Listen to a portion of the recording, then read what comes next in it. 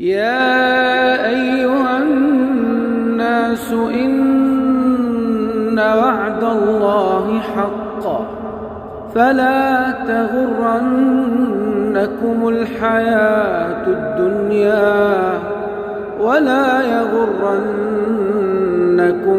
بالله الغرور.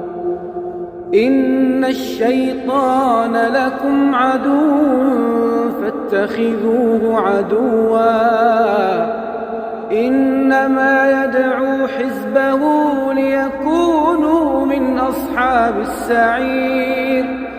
الذين كفروا لهم عذاب شديد والذين آمنوا وعملوا الصالحات لهم مغفرة وأجر